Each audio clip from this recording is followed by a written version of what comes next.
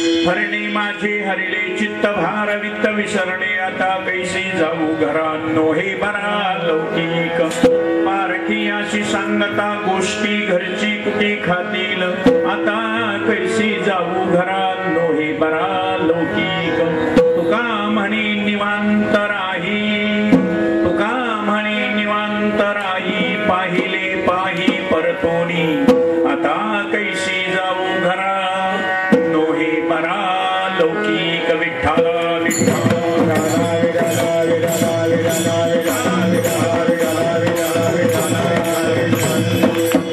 यदक्षरं मनाख्ययम् आनन्दं मज केवलम् श्रीमन्निवृत्तिनाथेति ख्यातमदैवतमाश्रये यत्कृपा लवमात्रेण महिषो वेदपारगः ज्ञानेश्वरं तमाचार्यं वन्दे बद्धाञ्जलिर्मुदा। श्रीमंत श्री जगद्गुरु महावैष्णव अग्रगणी वैराग्यस्य परममूर्ती विश्वभूषण वाणी सम्राट अलौकिक कल्पना आविष्कार भास्कर वारकरी संप्रदायाचा परमोच्च मानबिंदू किंबहुना अक्षर ब्रह्म अवतरण विद्वज्जन मानस्मरण सकल संत कंठभूषण कैवल्य गुणनिधान अलंकार पूर्णिवासी ज्ञानेश प्रिय तुकोबारा सेवे करता घेतलेल्या गवळणीतून अभंगातून गोकुळच्या परिसरामध्ये घडलेला एक प्रसंग सांगतात। आज काल्याचं कीर्तने प्रतिवर्षाप्रमाणे बाबाने एकदा सांगितलंय की नको सोडू या केशवा, पण शरीरानं सोडायचं नाही, जीवाला सांगितलंय नको सोडू या केशवा। आणि म्हणूनच आज 2-2.5 तास झाले माणसं इथं बसून आहेत। कार्यक्रम करून घेतला असता पण बाबांची एकच इच्छा आहे, सोडायचं नाही। जसं त्यांचं मत आहे तसंच माझं मत आहे। जसं उद्या इगतपुरीला माधव बाबांना सांगितलंय सरळ केशव महाराज जिवंत असेपर्यंत एकादशीचं कीर्तन त्यांचं। आता गेल्यानंतरची गोष्ट वेगळी, पण आहे तोपर्यंत तरी विसरायचं नाही। आणि म्हणून डायरी घेतल्याबरोबर अगोदर बाबांना म्हणत असतो माघ शुद्ध दशमी पाहुनी गुरुवार हा तुकोबारायचा अनुग्रह दिन जो आहे की तुकोबारायच्या जीवनामध्ये परिवर्तन घडवणारा दिवस, अनुग्रह तुकोबारायला या दिवशी मिळालेला आहे। माघ महिना होता, शुद्ध दशमी होती, गुरुवारचा दिवस होता आणि स्वप्नामध्ये अनुग्रह दिलेला आहे। पडीला विसर स्वप्ना माझी काय कळे उपजला अंतरा, म्हणून या काय त्वरा झाली, इतकी गडबड कशी केली हो। त्याचं कारण सांगितलं, ही परंपरा आहे आणि या परंपरेमध्ये वंश परंपरेपेक्षा ज्ञान परंपरेला, बोध परंपरेला, संत परंपरेला फार महत्व आहे। नाथ संप्रदाय, दत्त संप्रदाय, आनंद संप्रदाय, चैतन्य संप्रदाय हे एकमेकाला विसरून नाहीत। मेळविली मांदी वैष्णवाची, सगळ्यांना एकत्रित करण्याचं, पुढचे धोके ओळखून सगळे एकत्र आले पाहिजे। माणसं बोलताना बोलतात महाराज पाची बोट सारखे नसते, एकाच आईच्या उदरातून लेकरं जन्मते ते सुद्धा सारखे नसते, एकाच झाडाला सगळे फळं लागतात ते सारखे नसते, एका ऐसे एक नाही भिन्न पाही प्रकृती, पण काही कारण परत्वे एकत्र आले पाहिजे।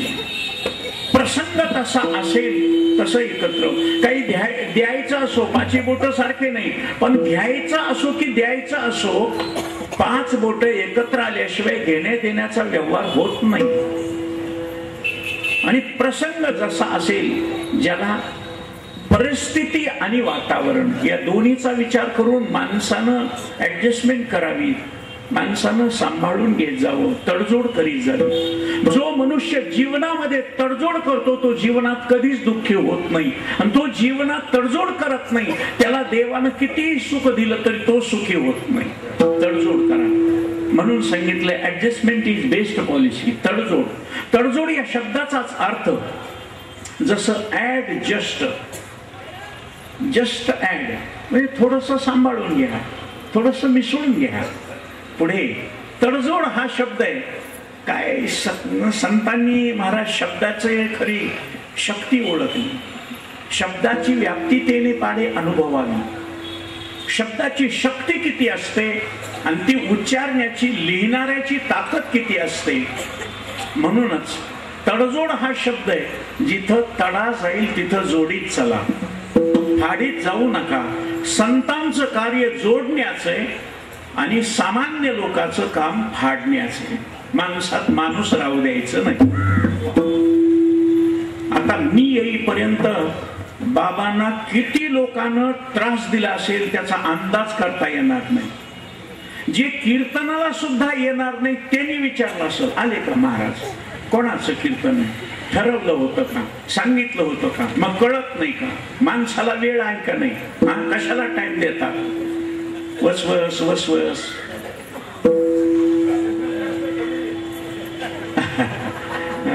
त्याचं कारण आहे बाबा, सिन्नरला तुमच्या हातात काळ भैरवनाथ आहे आणि मला इथली सेवा सोडून जमणार नाही, इगतपुरीची सेवा सोडून जमणार नाही, अलंकापूरची सेवा सोडून जमणार नाही. कारण त्या दोन ठिकाणी जोग महाराजांचं अधिष्ठान आहे, इथं कालभैरवनाथाचं भगत बाबाचं अधिष्ठान आहे. आणि मी परळी या क्षेत्रातला ज्योतिर्लिंगातल्या तिथं राहणारा माणूस आहे. म्हणून ज्योतिर्लिंगाच्या माणसानं ज्योतिर्लिंगाला सांभाळणाऱ्याला, संरक्षण करणाऱ्याला विसरायचं नसतं. क्या बात आहे. मामा साहेबांनी सुद्धा इथं कार्यक्रम भरपूर केलेले असल्यामुळं आता मला एकच कीर्तन दिलंय, नाही तर मलाही जर भागवत सांगायला सांगितलं असतं तर 8-8 दिवस राहिलो असतो मी. काय करा. बाबा म्हणले मी समाजालाही त्रास देत नाही आणि येणाऱ्या माणसाचाही अपमान करत नाही. येणाऱ्याला दिलं पाहिजे आणि घेणाऱ्याकडून घेतलं पाहिजे. तुम्ही जे देताल आणि जे घेताल याच्यामध्ये बाबा आहे. त्याच्यामुळं आपण काही विचार बाकीचा करायची गरज नाही. आपला विषय चालला होता, सगळे एकत्र आल्याशिवाय कोणतंही कार्य होत नाही. एकत्र येण्याची वेळ कधी असते सांगा. एक म्हातारी एका गावामध्ये टोलेजन इस्टेट भरपूर, त्यांना 8 पोरं झाले. काही माणसं म्हणतील भाग्यवान बिचारे, ऑपरेशन नव्हते त्यावेळेस. आता ऑपरेशन करण्याची वेळ आल्यावर सुद्धा माणसं विचार करायला लागले. त्यातले त्यात महिला मंडळीवर जास्त दोष देतो, कारण परळीचं नाव भ्रूण हत्येबद्दल, स्त्री भ्रूण हत्येबद्दल सर्वात जास्त बदनाम झालेले. परळीच्या एका डॉक्टरनं 40,000 गर्भपात केलेले, तो जेलमध्ये आता. करोडो रुपयाची इस्टेट आहे, करोडो. 7,000 एकर पानभरतीची जमीन आहे, कोणालाच नाही, मोठमोठ्यांना सुद्धा. 2 एकर असलं तर माणसं किती थाटात राहते. मग मला सांगा, दोष त्यांना देण्यापेक्षा मुलगी नको हे कोण ठरवतं? ते नवरा बायको मायबाप ठरवतात, हे पोटचं लेकरू आहे, पण मुलगी असेल तर ती नको. का नको? मुली जर नसतील, लक्षात ठेवा, परमात्म्याला सुद्धा स्त्रीचा आधार घेतल्याशिवाय जगत निर्माण करता आलं नाही. आणि परमात्म्यानं कबूल केलं नाही, कबूल केलंय. मयाध्यक्षेन प्रकृती सूयते सचराचरण. माझ्या अध्यक्षतेखाली प्रकृती संपूर्ण जगाला निर्माण करते. मी जरी सगळ्यांच्या हृदयात असलो तर सगळ्या जगाचा कारभार, त्रैलोक्याचा कारभार करण्याचा सगळा मक्ता, सगळा अधिकार, सगळा ठेका, सगळी सत्ता कोणाला दिलेली? ईश्वर सर्वभूतानां हृद्देश अर्जुन तिष्ठति भ्रामयन् सर्वभूतानि यंत्रारूढानि मायया. माया सगळा कारभार करते.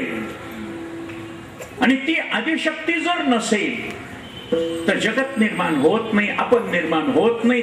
शिवछत्रपती आले नसते, तुकोबराय ज्ञानोबराय आले नसते, भगवंताचे अवतार झाले नसते. आणि म्हणूनच स्त्री जन्मा ही तुझी कहाणी. काही बायका म्हणत असतात, काय करावं, आम्हाला लेकरू आवडत आहे. साधा विचार करा. इस्टेट वाल्याला मुलगा असा वाटतो, इस्टेट कोण सांभाळील, इस्टेट कोण सांभाळील, मुलगा असा वाटतो. आणि पण तोच महाराज मुलगा कारभारात आला, त्याचं डोकं सटकलं, त्यानं बापा बापाला लाथा घातल्या की मग तेच म्हातार येत, महाराज मला तुमच्या बरोबर आता कुठेही कीर्तन भजनाला नेत जा. पोरानं लाथा घातल्या, एवढी इष्टेट त्याला कमवून दिली, मला लाथा घालून हाकालून दिलं, सगळं त्याच्या नावचं झालं. महाराज, वृद्धाश्रम ही हिंदू धर्म संस्कृतीला लागलेला कलंक आहे, लांछन आहे. जिथं मायबापाला सांभाळत नाहीत म्हणून मुलं मायबापाला वृद्धाश्रमात पाठवतात. अडगळ वाटते ती. जिथपर्यंत सत्ता आहे, ताकद आहे, कमावत आहे. काय शब्द आहेत माझ्या तुकोबरायचे. 350 वर्षापूर्वी पुढचं भविष्य सांगून ठेवले. जो वरी चळ नगा तो वरी म्हणती माझा, मानिती लहान थोर देह सुखाची आकाजा, इंद्रिय मावळली आला बागुल आजा. ती सुनबाई नाचून दाखवत असती. घरचा कारभारी, मुख्य जन सगळी इस्टेट सांभाळली, जन सगळ्याला जन्म दिला. त्याला म्हणते बघ मंड्या पिंट्या रडू नको, तेव्हा बागुल बुवा बसलेला. कैसा विपरीत झाला तोच देह नव्हे तुझा. जर ज्यांना ज्यांना पोर हवेशे वाटत असतील आणि पोरी नको वाटत असतील तर मी एक कायदा काढायचं चाललंय माझं. मी विनंती करणार आहे भगवंताला, ईश्वराला, पोरं पाहिजे असल्यावर नवऱ्याने गरोदर राहायचं आणि पोरी होणार असतील तर बायकोनं गरोदर राहायचं, अशा वाटण्या करायच्या. सर वावीकर सर, मला सांगा, हे इतके गडी पुन्हा एक तरी पोराची अपेक्षा करतील का? नाही. आणि पुढे ऐका, अजून कधीही गरिबीतल्या वडिलांना सुद्धा श्रीमंताच्या घरी दिलेल्या मुलीनं बाप आल्यानंतर त्याची इज्जत झाकण्याचा प्रयत्न केलाय. एक तरी दाखवून द्या की मुलीनं बापाला तिथं बाप भेटायला गेल्यावर त्याची गरिबी, त्याची म्हातारपणाची परिस्थिती पाहिल्यावर मारलं म्हणून. मग जी मुलगी तुम्हाला शेवटपर्यंत सांभाळते ती तुम्हाला नको वाटते, आणि जे लाटा घालते पोरग ते तुम्हाला असं वाटतं का? जे इस्टेट तुम्ही जमवलेली बर्बाद करतं. हा, शास्त्र सांगतं म्हणून का अपुत्रार गतीर नास्ती, निपुत्रिकाला गती नाही असं शास्त्रानं सांगितलंय. पण कोणता पुत्र व्हावा? माझ्या गोणाबाईनं भगवंताला नमस केला. दामा शेट्टी म्हणले मी देवाला लेकरू बाळ मागणार नाही, वाढावे संतान ग्रही व्हावे धनधान्य, मी याच्या करता वारी करत नाही. माझा परमार्थ न निळो खावया, न वाढो संतान, परिहा नारायण कृपा करू. देवाची कृपा पाहिजे मला, बाकी काही नको. पण तुझी देवाची ओळख नाही का? तू माग ना. गोणाईने नमस केला, देवा पुत्र देई मजला. पण मुलगा असा द्यायचा असेल तर दे, नसता नाही दिला तरी चालेल. जननी ऐसा सूत जने संत दाता या शूर, नाही तो जननी वांझ भली क्या खोवता पणानूर. एक तर संत असावा, नाही तर दाता असावा, नाही तर शूर असावा. या 3 प्रकारातला जर मुलगा नसेल ना, नाही झालेला बरा. काही त्याच्याहून अडत नाही. काही माणसं म्हणतात महाराज पाणी पाजवायला कोण आहे? 4 पोरं होते दशरथ राजाला, होतं का कोणी पाणी पाजवायला? 4 पुत्र दशरथा, अंतकाळी एकही नव्हता. मग आपल्याला पाणी पाजून तरी काय उपयोग आहे? एक जण म्हणला पाणी पाजविले मी आणि ह्यांची इस्टेट मलाच मिळाली पाहिजे. मी म्हणलं त्याला नळ अगोदरच जवळ ठेवला असता, नळ चालू करून पुन्हा नेला असतं. नाही महाराज, काहीतरी हा व्यवहार चालवतात म्हणून. पण माझा विषय चालला, त्या बाबाला 8 मुलं होते. 8 मुलाचे लग्न झाले, त्यांना 4-4, 5-5 पोरं झाले. महाराज गोकुळासारखा वाडा, राजवाड्यासारखा वाडा, ज्याचं त्याचं जमेना. कोणाला चपाती आवडायची, कोणाला पुरणपोळी, कोणाला तिखट, कोणाला गोड, कोणाला मसाल्याचं, कोणाला सप, कोणी सात्विकता, कोणी रजोगुणी, कोणाला हिरव्या मिरच्याचा ठेसा, कोणाला झणझणीत, कोणाला कसं, कोणाला कसं. मग ज्याचे त्यानं वाटण्या वगैरे करून मग कोणी सफारी घालायचं, कोणी पॅन्ट बुशर्ट घालायचं साधं, कोणी महाराज धोतर नेसायचं, कोणी भांगपट्टी, कोणी चमनगोटा, कोणी टोपी, कोणी फेटा, असं सगळे रंग त्याच्या वाड्यामध्ये. आणि सगळी मंडळी एकत्र राहतात हे कळालं महाराज या टीव्ही वाल्याला. आणि ते शूटिंग करण्याकरता सगळे माणसं घेऊन गेले, व्हिडिओ कॅमेरा वगैरे. बाबाला सगळ्या माणसाला घेतलं, सगळे मिळून मुलं मुली वगैरे सगळे नातू पंतू खापर पंतू यांचा हिशोब 165 आहेत म्हणले. जावाई लेकर हे सगळे धरून 165. तुम्हाला खोटं वाटतं का? कृष्णाला 16,108 बायका, प्रत्येक बायकोला बाबा 10 पोरं आणि 1 पोरगी. आणि पोरगी एकुलते एक असल्यामुळं तिलाही महाराज नांदायला जाऊ द्यायचं नाही, तिच्या नवऱ्यासहितच तिला ठेवून घ्यायचं गरजावं. एकटीच पोरगी 10 पोरं आहेत ना, मग राहू द्या की 1 पोरगी काय जड झाली का? हा, अजूनही तुम्ही आंध्र प्रदेशच्या बॉर्डरवर जा, मुलाबरोबर मुलीला शेती देतात.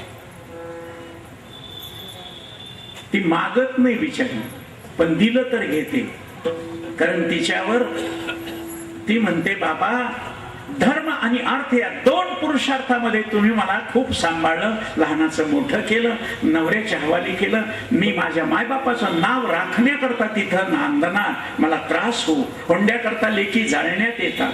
काय वाटत असेल मायबापाला? मुली होतात म्हणून सवतीवर देण्यात येतं, काय वाटत असेल? इतकी सगळी मंडळी. आता रावणाला तर त्याच्यापेक्षा 5 पट होल. कृष्णाला 16,000, रावणाला 80,000. मी सहज आमच्या रामभाऊला विचारलं, रामभाऊ आपल्याला काही खरं वाटत नाही म्हणलं.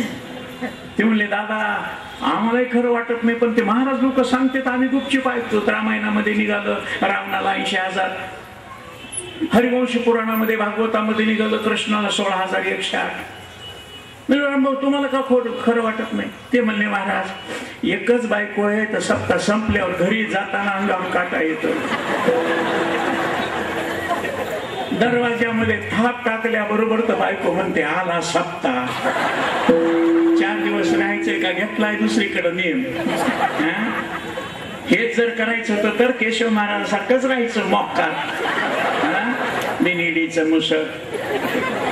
कितीही गोड बोललं, किती सगळा कारभार तिच्या हातात दिला, आलेले सगळे पाकिट सगळे तिला दिले, नारळ तिला दिले, तरी ती वसवस वसवस करीत राहते.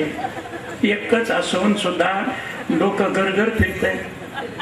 म्हणून आम्हाला अनुभव आहे, एकच आज तर 80,000 16,000 कसा सांभाळत असेल? नाव लक्षात राहत असतील का 80,000ची? बाबा तुमची कमाल वाटते मला. नुसते आवाजावर ओळखतात. आणि अख्ख्या महाराष्ट्रात नाही, महाराष्ट्राच्या बाहेर शिष्य मंडळी ती आल्यावर सुद्धा किती वर्षांनी येऊ दे. आमच्या मोठ्या भावांचं तेच होतं, एवढं वय झाल्यावर सुद्धा मोठे भावानं विसरायचं नाही. कोणत्या साली होतास रे तू संस्थेमध्ये? 78ला सुटलास का? हा, 74 ते 78 बरोबर विद्यार्थी लक्षात ठेवायची. मग 80,000 बायका कशा लक्षात ठेवीत असेल? 16,000 बायका कोणतं लेकरू कोणत्या बायकोचं कसं लक्षात ठेवीत असेल? पण आम्हाला एकच असल्यामुळं बेजार होते तुम्हाला, म्हणून आम्हाला खरं वाटत नाही. तुम्हाला का खरं वाटत नाही? तुम्ही तर सांगता कंबर बांधून, तुम्ही तर भागवतामध्ये हरे राम हरे राम, जगाला टाळ्या वाजवा, भजन करा, राधे श्याम. आणि कृष्णाचं इतकं वर्णन करतात, रावणाचं वर्णन केलं, तुम्हाला का खरं वाटत नाही? तुम्ही तर सांगता ना. रामभाऊ खरं सांगता, तुम्हाला एकही अनुभव आहे म्हणून तुम्ही सांगता, मला एक सुद्धा मिळाली नाही. मग एकही मिळाली नाही तर मला कसं खरं वाटेल की एकेकाला 80,000 16,000 मिळाले असतील? तर एवढा मोठा बारदाना तुमचा, तुमचे सगळे वेगवेगळ्या वृत्तीचे, वेगवेगळ्या गावचे, वेगवेगळं शिक्षण मिळालेलं, वेगवेगळ्या शिक्षणामध्ये असलेले, पण तुमचं कधी एकमत होतं का? कपड्याबद्दल, जेवण्याबद्दल, रंगाबद्दल, येण्या जाण्याबद्दल, राहण्याबद्दल, खाण्यापिण्याबद्दल सगळ्याचं एकमत होत नाही. कोणी चहा, कोणी कॉफी, कोणी दूध, कोणी लिंबू सरबत, कोणी व्यायाम, कोणी उशिरा उठणार, कोणी लवकर उठणार, कोणी माळकरी, कोणी बिन माळकरी. मग एवढं घर तुम्ही एकमत होतंय का नाही? त्या म्हाताऱ्यानं विचार केला आणि सांगितलं, एकदा झालं होतं साहेब म्हणले एकमत आमचं, सगळेच्या सगळे लेकरा बाळा निशी सुना नातू वगैरे सगळे एक मत झालं होतं. म्हणले कधी? घराला आग लागली होती मला, आणि मी सगळ्याला बोलून घेतलं, सांगितलं घराच्या बाहेर निघायचंय, घर विजवायचंय का मरायचंय असंच. त्यावेळेस सगळे एक मतानं म्हणले होते, विजवायचं नाही तर घराच्या बाहेर निघायचं. सगळ्याच एक मत झालं होतं. आज धर्माच्या बाबतीत देशाला आग लागलेली आहे. आपल्या धर्माला सगळीकडून पोखरणं चालू आहे, देशाला पोखरणं चालू आहे, धर्माला पोखरणं चालू आहे. संतांच्या म्हणण्याला पोखरणं चालू आहे, संतांच्या शब्दाला पोखरणं चालू आहे. आणि म्हणूनच आज सगळ्यांनी एकत्र होण्याची नितांत गरज आहे. आणि एकत्र झाल्याशिवाय काल्याचा प्रसाद मिळत नाही. कारण एक होणं हे सगळ्यात मोठं लक्षण आहे. आणि म्हणून ज्ञानोबरायाचं स्वप्न आहे. आज काल्याचा प्रसंग आहे आणि काल्याच्या प्रसंगामध्ये कृष्णाचं चरित्र, बाललीलेचं वर्णन, गोकुळापुरतं वर्णन, गवळणी आणि कृष्ण यांच्या गाण्याचं वर्णन हे सांगावं लागतं. ही रूढ नाही. कोणाला जर वाटत असेल पीछे से आई ना आगे धकाई, पहिले लोक होते म्हणून तसं, आता ही रूढ कशाला म्हणावं सांग का? ज्याला शास्त्रीय आधार नाही त्याला रूढ म्हणावं, ज्याला शास्त्रीय आधार आहे त्याला परंपरा म्हणावं, संप्रदाय म्हणावं. हा रूढ कोणती? उगाच दोघं चौघ बसलेले होते आणि एक जण काहीतरी बोललं आणि शिंकलं दुसरं, ते म्हणला सत शिकलं. आता जे बोललं ना तेच होणार. शिंकण्यावर जर खरं असतं तर ज्याला कायमचं पडसं येतंय त्याचं काय करावं? चला, काही माणसं बाबा तुम्हालाही विचारत असतील, आज सकाळपासून हात खाजवायला पैसे येतात का? लोकांचा गैरसमज आहे हात खाजविलं की पैसे येतात. माझं सांगू का शास्त्र? खाजविल्यावर खरूज येते. काही माणसं उठायला गेले, अबा कष्टानिष्ठाला आज लाभ आहे. मी सांगत असतो कष्टानिष्ठाला न बरसाकड लागणार आहे.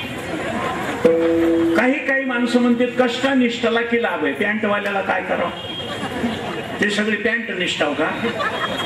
बरमुडा घालणाऱ्यानं काय करावं? नाही महाराज, ही रूढ आहे. पण गंमत अशी आहे की या रूढीला एवढं वजन प्राप्त झालं, रूढ बहुमत असल्यामुळं शास्त्रात रूढीवरी अशी, शास्त्रापेक्षाही रूढीला जास्त महत्व देण्यात आलं. आणि ही रूढ नाही, कृष्ण चरित्रच काल्याच्या कीर्तनात शेवटच्या दिवशी. त्याचं कारण काय? कोणतंही कर्म करत असताना त्या कर्माला 3 प्रश्न विचारित जाते. पहिला प्रश्न आहे, हे योग्य आहे का? योग्य अयोग्याचा विचार जर केला तर शास्त्रसंमती महत्वाची. शास्त्र म्हणेल ते सांडावे, ते राज्यही तृणमानावे. शास्त्रानं सांगितलं ना, प्रभू रामचंद्रा राज्याचा त्याग कर. तुम्ही रामायण काढा, दशरथानं स्पष्ट कल्पना दिली होती. या कैकेयीचं ऐकून मी जरी हिला वचन दिलेलं असलं तर तू वनवासाला जाऊ नको, सगळी अयोध्या सगळी प्रजा दुःखी होईल. अरे वचन मोडल्याबद्दल मी नरकाला गेलो तरी चालेल, पण तू अयोध्या सोडून जाऊ नको. पण भगवंताने एकच शब्द सांगितला, रघुकुल रीत सदाचयी. एका कपोत पक्षाच्या प्रेमाकरता स्वतःच्या शरीरावरचं मांस देणारे शिवीराजा, त्यांच्या वंशात मी जन्माला आलोय. ज्यांनी स्वप्नात दिलेलं दान जागृतीत खरं करून दाखवलं, त्या हरिश्चंद्र राजाच्या वंशात मी आलोय. ज्या भगीरथानं असमंजस, दिलीप, रघु आणि भगीरथ 3 पिढ्या प्रयत्न करून सुद्धा ज्यांनी स्वर्ग, गंगा, भागीरथी मृत्यूलोकात आणले आपल्या पूर्वजांच्या उद्धारा करता, त्यांच्या वंशात मी आलोय. मी नाही बैमान होणार, तुमचं वचन मी पाळी. दशरथ राजाचे शब्द होते, मी नरकाला गेलो तरी. आणि राम राम म्हणून सुद्धा काय नरकाला गेलं नाही वाटतं का? माझ्या ज्ञानोबराचे शब्द आहे, प्राण जाता बोभाईला पतन तया दशरथा. दशरथाला पतन आहे, मरताना हे राम म्हणून मरण पावला, पण पतन आहे, पतन. महाराज, मग शक्य आहे का? योग्य आहे का? हा योग्यानंतरचा दुसरा. योग्य जर म्हटलं तर शास्त्रसंमती, शास्त्रानं मानलंय का? एक. आम्हाला ते योग्य जरी असलं तरी शक्य आहे का? सकाळी 5 वाजता स्नान करून गाडीत बसलो, वेळेवर गाडी येत नाही. गुरुजी खरं सांगू का, हेलिकॉप्टर असतो तर चटकन आलो असतो का नाही? वेळेवर येणं महत्वाचं आहे, योग्य आहे ते, पण शक्य नाही ना. एक तर हेलिपॅड नाही, हेलिकॉप्टर असलं तरी तिथपर्यंत इथं मग काय नरड्याला फाशी घेऊन खाली सोडायचं का? उतरा खाली, नाही तर द्या उडी टाकून. नाही महाराज. म्हणून आम्हाला शक्य आहे का? शक्यतेमध्ये अधिकाराचा विचार येतो. तुम्हाला अधिकार आहे का नाही? योग्य आहे, शक्य आहे. आणि तिसरा महत्वाचा मुद्दा, आवश्यक आहे का? त्याच्याशिवाय गत्यंतरच नाही. कारण सगळ्या जगातले संत, ग्रंथ आणि पंथ एकत्र आल्यावर त्यांनी समाधान कशानं मिळेल याचा विचार केला. सगळ्या जगातले संत, ग्रंथ आणि पंथ, ख्रिश्चन असो, इस्लाम असो, ज्यू असो, झरतुष्ट्र असो, अरेबियन असो, कोणी असो, जगाच्या पाठीवर जन्मलेला तो जीव, सगळ्यांनी विचार केला की सगळ्या जगातली धडपड समाधाना करताय. मग आता ते समाधान कशानं मिळतं? कारण समाधानाशिवाय दुसरं काहीच आवश्यक नाही. बाकीचं ऍडजस्ट होता येत. हार आणले का? म्हणजे मोठे हार मागच राहिले, छोटे छोटे हार आहेत. नवरा नवरीचे हार मागच्या गाडीत राहिले, गाडी बिघडली, आता वेळ झाली, आता त्या हाराची वाट बघत बसू नका, हे छोटेच हार घाला, काही हरकत नाही. भागलं ना? अरे नवऱ्याला फेटा बांधणार कोण होतं? अरे नाही ना फेटा बांधणारा, त्याला येत नाही, तो नको म्हणतो ना, घाला टोपी. मुंडावळ्या बांधा, मळवट भरा, सगळं तयार झालं. अरे ब्राह्मण नाही, स्पीकर बंद पडलाय, जनरेटर नाही. बगैर जनरेटरचे लग्न होत नाहीत का? बगैर लाऊड स्पीकरचे लग्न होत नाहीत का? ब्राह्मण नाही, दुसऱ्याला कोणाला मंगलाष्टक येतात का? हो, चव्हाण महाराजाला रामभाऊला येतात म्हणा. हा, आमच्या परळीला तर अतिशयोक्ती झाली. शेरखान नावाचा आवाज चांगला असलेला मुसलमानाचा माणूस आहे, त्याला बोलवून घ्यायलेत महाराज मंगलाष्टक म्हणायला. आणि काही ब्राह्मण म्हणतात आता गोदावरी नर्मदा. आता हे असं जर म्हणू लागलं तर ते कसं होईल बरं त्यांचं लग्न शेवटपर्यंत? कुठं आटायली नर्मदा, कुठं आटायली गोदावरी, कुठं गंगा गेली, मेळ लागलं महाराज. आणि म्हणून काही काही गोष्टीचा विचार करणं महत्वाचं आहे. आणि म्हणूनच हा विचार आहे, समाधान सगळ्यालाच पाहिजे. जिथं योग्य अयोग्य, शक्य आवश्यक याचा विचार नाही. जगाला समाधान पाहिजे, कोणत्याही पक्षाचा, कोणत्याही देशाचा, कोणत्याही धर्माचा, कोणत्याही पंथाचा असो, कोणत्याही संतांचा अनुग्रहित असो. आवश्यक आहे काय? समाधान. व्यासांनी समाधान मिळवण्याचा प्रयत्न केला, नाही मिळालं. म्हणून शब्द आहे व्यासांची, ऊर्ध्व बाहु विरोमेशन कश्चित् शृणोति मां. आणि व्यास महर्षी उदास वृत्तीने आपल्या आश्रमात आलेला असताना अचानक त्यांच्या कानावर मंजूळ असा स्वर आणि विण्याचा झणकार. नारायण नारायण श्रीमन्नारायण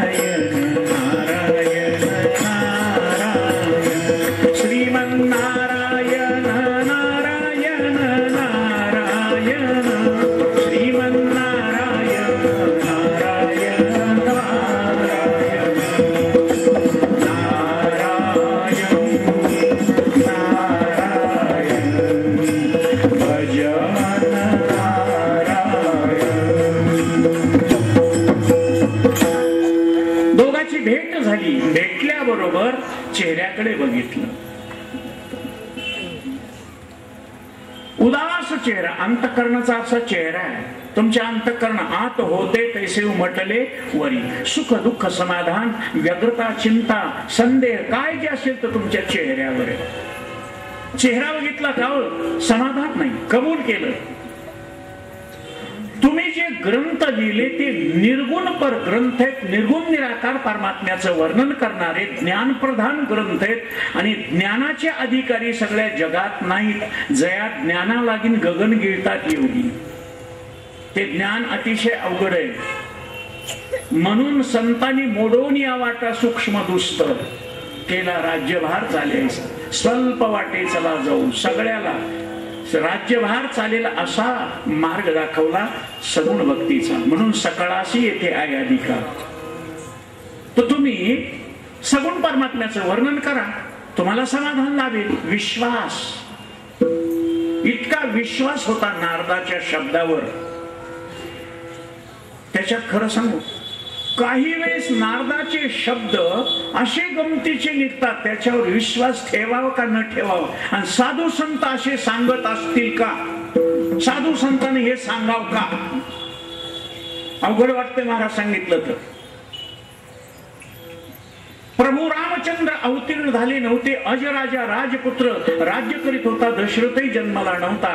त्यावेळी सटवीनं सांगितलं, अयोध्येचा राजा दशरथ, त्याचा मुलगा राम, त्याच्या हातानं तो रावणा तुला मरण आहे. रावण बसला ना कपाळाला हात धरून. 14 चौकड्याचा राजा, 4 वेदाचं ज्ञान असलेला, पुन्हा ब्रह्मदेवाच्या वंशातला मी, आणि मला आता काय करावं. धडपड करत असताना मरणाच्या अगोदर मुक्त झालं पाहिजे. उदास वृत्तीनं बसलेला नारद आले, नारदाला नमस्कार केला रावणानं. रावणा, एवढ्या बायका, एवढे लेकर, अरे 2-4 तोळे जर सोनं असलं तर मनुष्य काय नाही, काळजी नाही. लाखो रुपये तर एका झटक्यातच उभे करतो. 31,000 रुपये, 30,000 रुपये तोळा आहे. 5-6 तोळे असल्यावर काय काळजी आहे का. कसलंय काम पडू द्या, पटकीपट उभं करता येते. मग तो इतका नाराज का. 7 कोटी घर सोन्याचे. तुम्ही रामायण काढा, सुंदरकांडामध्ये लंकेचा विषय येतो. लंका कांड म्हणून स्वतंत्र आहे तुलसी रामायणामध्ये, आनंद रामायणामध्ये, शिवरामायणामध्ये लंका कांड म्हणून आहे. तर लंकेचं वर्णन करत असताना तुलसीदास महाराजांनी सांगितलंय, एकही रावणाची बायको नाराज नव्हती. इथे एकीला खुश करता होत नाही, तर 80,000 कशा खुश ठेवीत असेल. 7 कोटी घर ज्याचे सोन्याचे होते. आता मला अधिकार नाही बरं का बाबा, तुमच्या सगळ्या सिन्नर मधलं सोनं एकत्र केलं तर 25 क्विंटल होईल का. हा, ते तांब्याचे पितळ ते नाही आपल्याला बघायचं, फक्त सोन्याची, फक्त सोनं बघायचं. मग आपल्याकडं किडूक मिडूक जरी विचार केला तर 25 क्विंटल सोनं होईल का. महाराज कशाचं सोनं. आम्ही तर आता बेंटेक्स वापरायला होतो माया, तर महाराज ते चंद्रभागेच्या काठावर उभा असते ना हातात घेऊन, 10 रुपयाला 2 अंगठे इकले की 10 रुपयाला 2 अंगठे निघले की बास बोंबला तेच. खरं बघायला मिळणं 30,000 रुपये तोळ्याचं कुठं घ्यावं. आणि घेतलेलं कोण सुद्धा ठेवायले महाराज, गळ्यातले हिसकाटून घ्यायले. एसटी चढताना, रस्त्यानं जाताना बाया बापड्याची केवढी फजिती चालू आहे. सायकलीवर आले, मोटरसायकलीवर गचकन महाराज गळ्यातलं तोडायले की ओढून चाललेत, घेऊन चाललेत, रडत बसा. असे कितीतरी. आता 7 कोटी घर ज्याचे सोन्याचे, बिल्डिंग नाही, घर सोन्याचेच घर होते. भिंती कवाड वगैरे सगळं सोन्याचं. आता त्या बाईच्या अंगावर किती असेल, मग कशाला नाराज होईल ती. बरं, लेकर बाळालाही कमी नाही. 1.25 लाख नातून 2.5 लाख पण तू ऑपरेशन करायची गरज नाही. राक्षस कुळ. इतका सगळा थाट असताना, सगळे देवाधिक 33 कोटी देव तुझ्या बंदीखान्यात असताना, नवग्रहाच्या पायऱ्या केलेल्या असताना तू उदास का. म्हणला माझा एकच विचार आहे, माझ्या सहित माझ्या कुळाचे, माझे ज्ञाती बांधव हे सगळे राक्षस मुक्त करायचे, त्याच्याकरता काय करू. जरी ज्ञानोबाने सांगितलं आपुले आपण करा सोडून, पण सगळे माझ्यावर विश्वास आहे, मला यांची जबाबदारी पार पाडायची. नारदानं सांगितलं मुक्त होण्याचे 3च मार्ग आहेत. आगामी एकलानीचे खागे, मजये वये भक्तेनी मार्गे, भक्ती का विषय विरागे अथवा वैरी. 3च मार्ग आहेत, चौथा मार्ग नाही. भक्तीची मापे मोजितो अनंता इतरांनी तत्वता न म्हणवे. म्हणजे हे राक्षस कधी भक्ती करणार आहेत. यांना सोमवार एकादशी कळत नाही. काही माणसं म्हणतील महाराज ते राक्षस कुठं गेलेत, आपल्यातच आहेत, काय दुसरीकडे गेलेत का. ज्यांना एकादशी सोमवार श्रावण महिना कळत नाही, वागायचं कळत नाही, त्यांना राक्षस नाही तर काय म्हणतात. गाठ पडल्यावर सुद्धा महाराज मोडला का कीर्तन. काय कीर्तन म्हणजे का ऊस आहे का काय मोडायला. संपलं का म्हणावं कीर्तन. मोडलं का जेवण म्हणतो का आम्ही कधी? मोडलं का? हा नाही. कसा शब्द कोणास ठाऊक, कसं विचार करते कोणास ठाऊक. मला कधी कधी कमाल वाटते लोकांची. हा ते महाराज तिथे भजन फिजन तुमचं आटपून घ्या बरं. पंक्ती बसवायच्या, भजन फिजन आटपून घ्या. आता भजन म्हणजे कळालं, फिजन काय? उशीर होणार होता, महाराज येणार होते, फोन केला होता उशीर होणार आहे म्हणून भाकर तुकडा खाल्ला. भाकर कळाली, तुकडा काय? हा अरे चहा पाणी करून घ्या ना पाहुण्याला. चहा पाणी, आता चहा पाणी पुन्हा हे डबल डबल शब्द कुठून आले? हे डबल शब्द विनाकारण आले नाही. पाय भरते पाय सगळं बेंदार झाले. उडी मारा पलीकडे. धोतर मोकळं सोडून आच्या कोच्या घाला. आच्या कोच्या काय?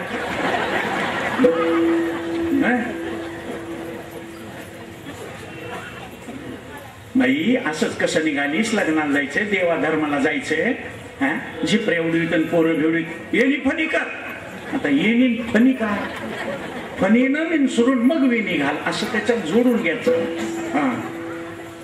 जोड शब्द आहे. तसं भजन फिजन नाही महाराज. हे देव दानव मानव यक्षगण गंधर्व किन्नर याच्यामध्ये राक्षस कोणते? धर्माच्या विरोधात वागतात ते राक्षस, देवाच्या विरोधात वागतात ते राक्षस.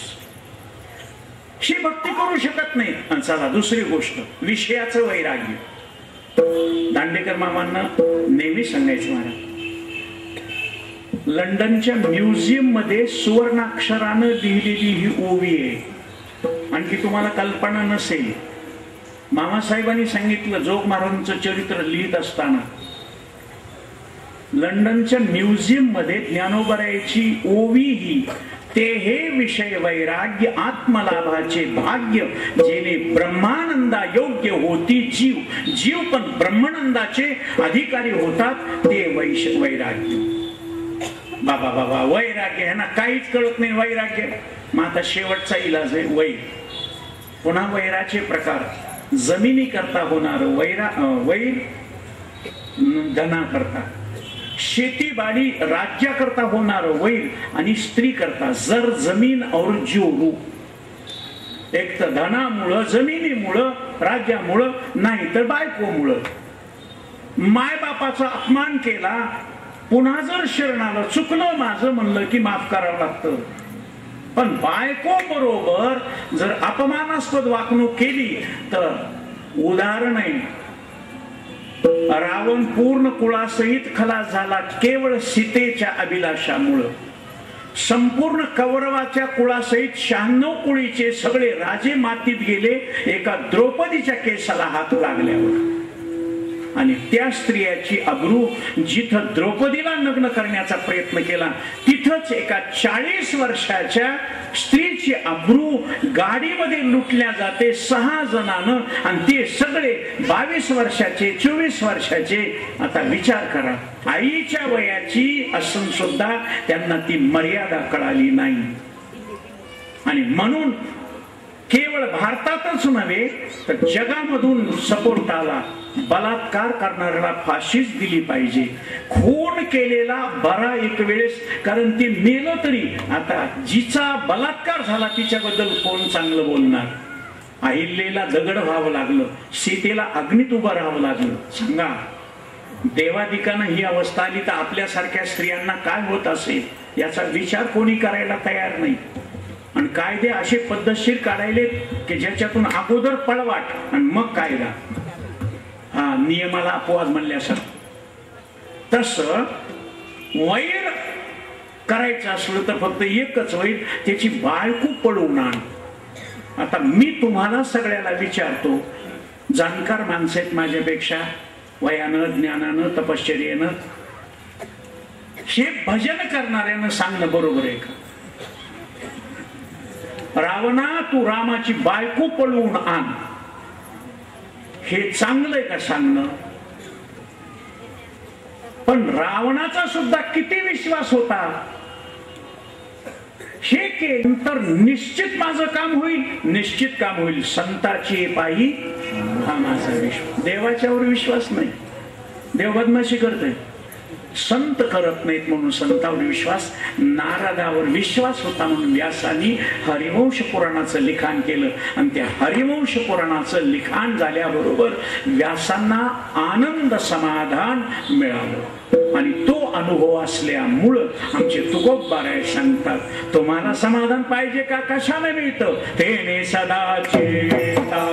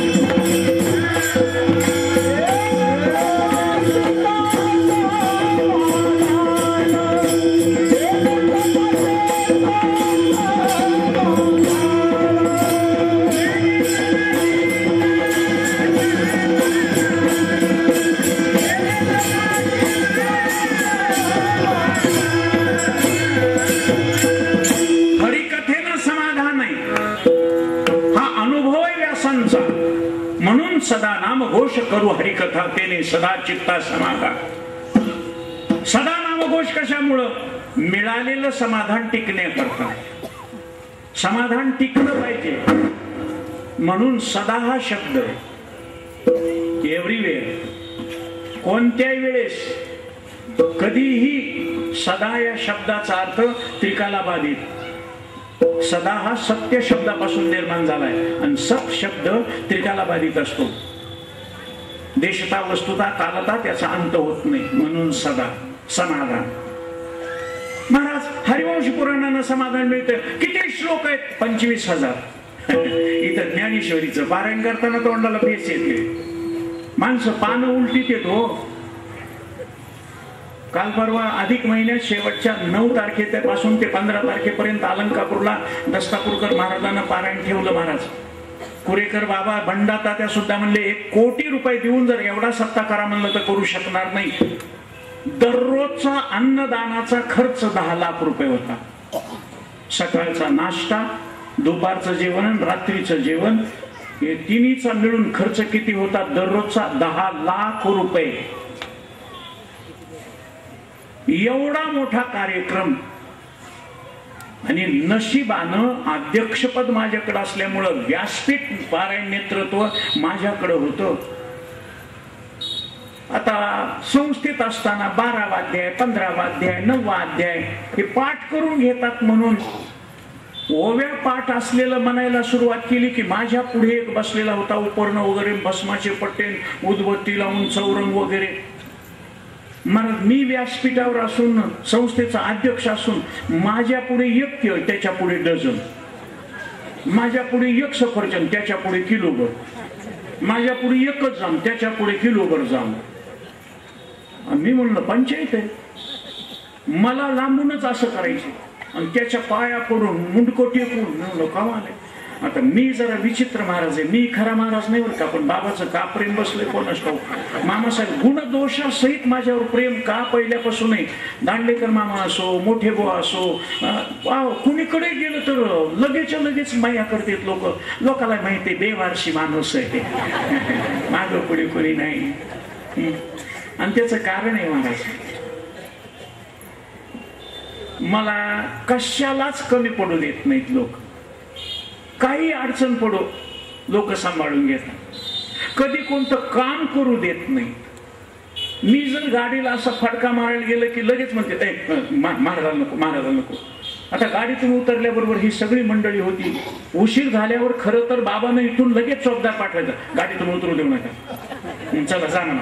हे काय वेळ आहे का? 9 ते 11 कीर्तन 11 वाजता येईल. आणि त्याच्यात काय सगळ्यात वेगळं म्हणजे तुम्ही ही पाटी बघितली का? पाटी, त्या पाटीमध्ये सगळ्या कीर्तनकाराचे नाव वेगळ्याच रंगात आहे. माझं एकट्याच नाव वेगळ्या रंगात आहे. माझं एकट्याच नाव हिरव्या रंगात आहे, एव्हर ग्रीन. हा मग आपले दोघाशिवाय कोण आहे इथं मग? योगानं का मला हे सुख मिळतंय त्याचं कारण सांगतो तुम्हाला. तुम्हाला घ्यायचं असलं तर अवश्य घ्या. मुलीचं लग्न झालं आणि ती शेतीबाडी बारदाण्यावाली होती म्हणून मळा वगैरे माय बापानं एक सुंदर देवणी जातीची उंचचे उंच लाल गुंद कपाळावर पांढरा टिकला असलेली गाय दिली. आणि गाय ती गावात घेऊन येत असतानाच तिनं मारुतीला नमस्कार केला. मारुती राया माझ्या गाईला पहिलं गोर होऊ दे, मी देवाला सोडीन. देवाला सोडतेत ना इकडं. ते पहिलं गोर झाल्याबरोबर हळदी कुंकू लावलं सोडलं देवाला. ते कुठेही बसायचं, कुणाच्याही शेतात खायचं, कोणी त्याला बांधायचं नाही, कोणी त्याला मारायचं नाही, कोणी त्याला हाताळायचं नाही. भर पिकात जरी खाऊ लागलं, शेतीच्या मालकानं त्याला हाणू लागलं तर दुसरे म्हणायचे खाऊ दे खाऊ दे, देवाचं आहे, कमी होणार नाही, बरकत येईल बरकत येईल. गावातलं जर एखाद्याचा बैल बिमार पडला आणि ती मोक्कार असून सुद्धा त्याला झोपायचे नाही. त्याला कसं झोपाव, ते देवाला सोडलेलं. घरच्या बैलाला सांभाळलेल्या इतकं तयार नसतं, ते देवाला सोडलेलं इतकं तयार असते. त्याच्यातला मी देवाला सोडलेलं. महाराजापैकी बघा कोणीतरी चिपाटछाप दिसते का? सगळे गडगोचे गडगो, काय कमीच नाही ना, काम कोणतंच करू देत नाही, नुसते सतरंजी धरले. महाराज तुम्ही सारखा आम्ही धरतो. ओ जास्त काय सांगा. परवा काष्टीला कार्यक्रम होता, बबनराव पाचपुते त्यांच्या घरामध्ये फेटा बांधायला होतं. मी म्हणलं आरसा नाही का? मला स्वतः बबनराव पाचपुते मंत्री त्याने आरसा धरला महाराज. मी खाली ठेवा. नाही नाही, महाराजाची सेवा. मी म्हणलं कशामुळं? देवाला सोडलेलं. विना घेतल्याबरोबर त्यांनी मला येऊन विचारलं महाराज पुरणपोळी खाणार का? मी म्हणलं नाही चपाती करतो. काय नाही म्हणले, चपाती करू तुम्हाला. इतकं आवडीनं का? देवाला सोडलेलं. आवडी निवडी. तसं मी सांगत असतो, समर्पण भावनेनं माझ्यावर नितांत प्रेम करणारी ही मंडळी, त्यांनी महाराज माझी संस्था चालू असताना मला कॉलेजला जायचं म्हणून मी हट्ट धरला. तर मामासाहेबांनी मला त्यावेळेस चिठ्ठी दिली. 68ला आणि मामा 69ला वारले. आणि मी ती चिठ्ठी घेऊन SP कॉलेजला गेलो. तर ती चिठ्ठी प्रिन्सिपल साहेबांना RR मालेगावकरांना कपाळाला लावली. मामासाहेबांकडून आला. मी 3rd क्लास मॅट्रिकला पास झालेलो. HSCची शेवटची बॅच 1964ला.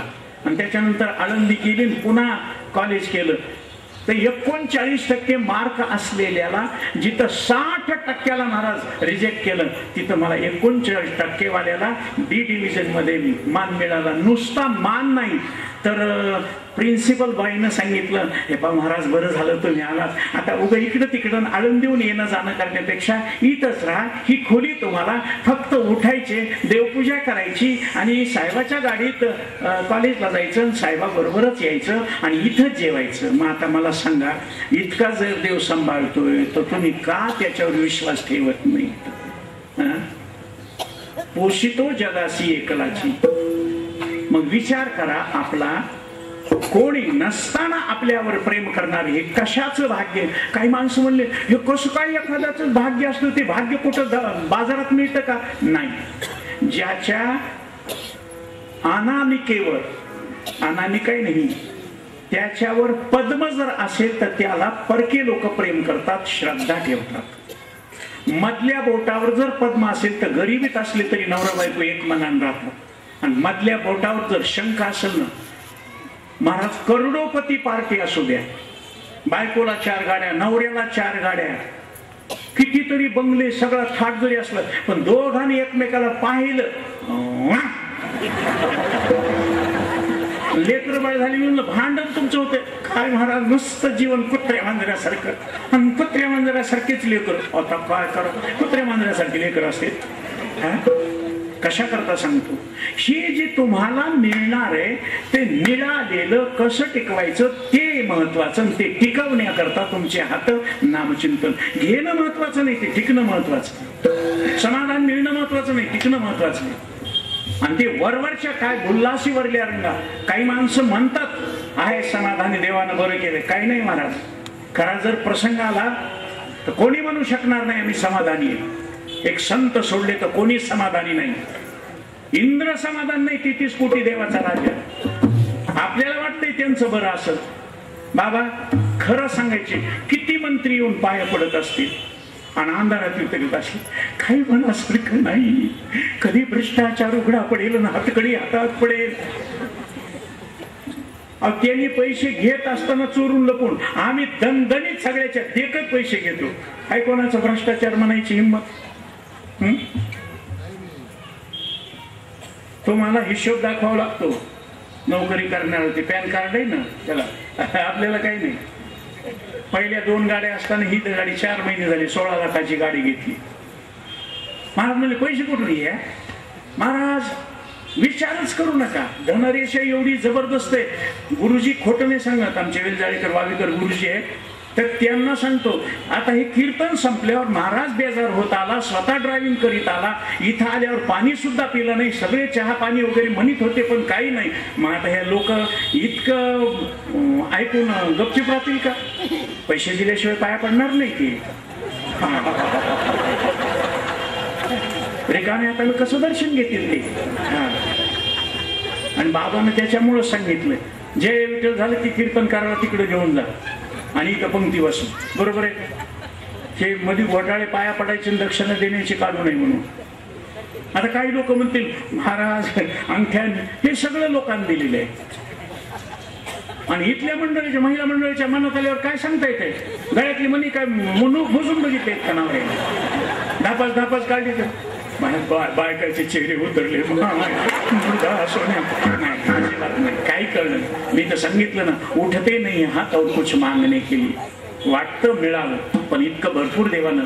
अरे एक शर्टवर रात्रीचं धुवून तेच शर्ट घालणारा तुम्हाला खोटं वाटत असेल तर विठ्ठल महाराज माझ्या बरोबर होते.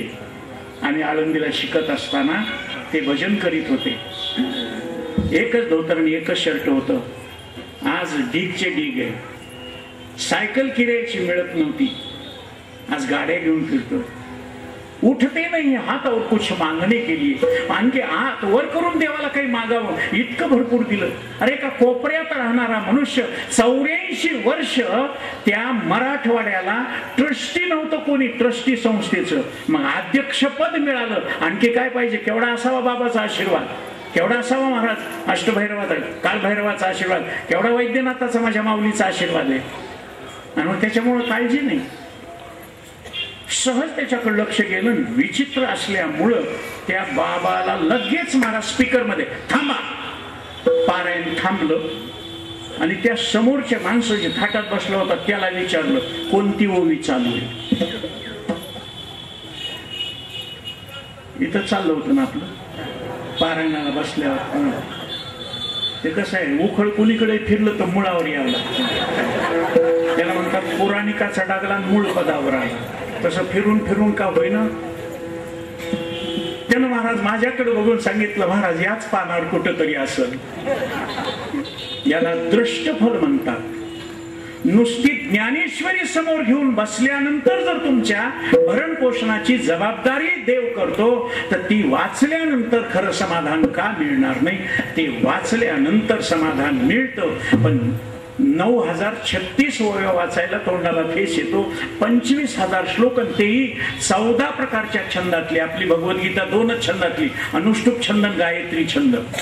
आता गुरुजी समोर असल्यामुळे व्याकरणाबद्दल, व्रताबद्दल आणि पत्नी काव्याबद्दल बोलू शकत नाही. मग इतकं मला सांगा, तेवढं वाचण्याकरता वेळ नाही. आणि आम्हाला समाधान तर मिळवायचंय, आमचं आयुष्य तितकं नाही. खात्री नाही आम्हाला. आणि मरण्याच्या अगोदर समाधान मिळवायचंय. खात्री नाही आम्हाला किती दिवस जगतो म्हणून. क्षणभंगूर नाही भरवसा. आणि म्हणून कबीर महाराजानं आपल्या कमाल नावाच्या मुलाला सांगितलं, क्या भरोसा है इस जिंदगी का, क्या भरोसा है इस जिंदगी का, साथ देती नहीं ये किसी का, क्या भरोसा है इस जिंदगी का, क्या भरोसा है इस जिंदगी का, क्षमा बुझ जाएगी चलते चलते, क्षमा बुझ जाएगी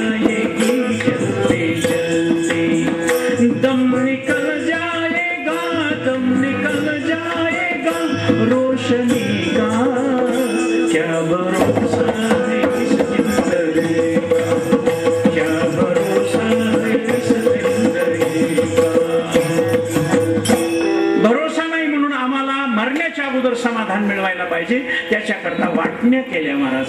11 वर्षाची कारकीर्द गोकुळापुरती, 14 वर्षाची नंतरची कारकीर्द मथुरेपुरती आणि 100 वर्षाची कारकीर्द द्वारकेपुरती. म्हणून ते पाहिल्यानंतर तुकोबारायानं सगळ्याला समाधान मिळविण्याकरता 25,000 श्लोक वाचित बसायला सांगितलं नाही, फक्त गोकुळापुरत्या चरित्राचा उच्चार करा.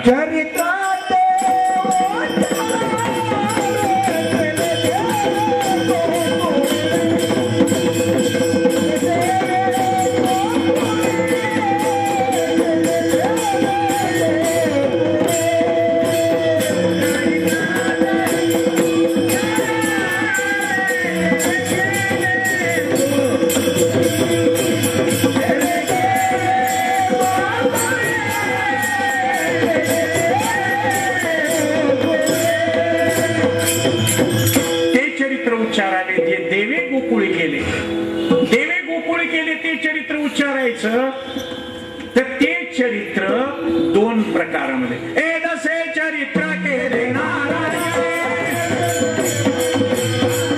एदसे चरित्र केले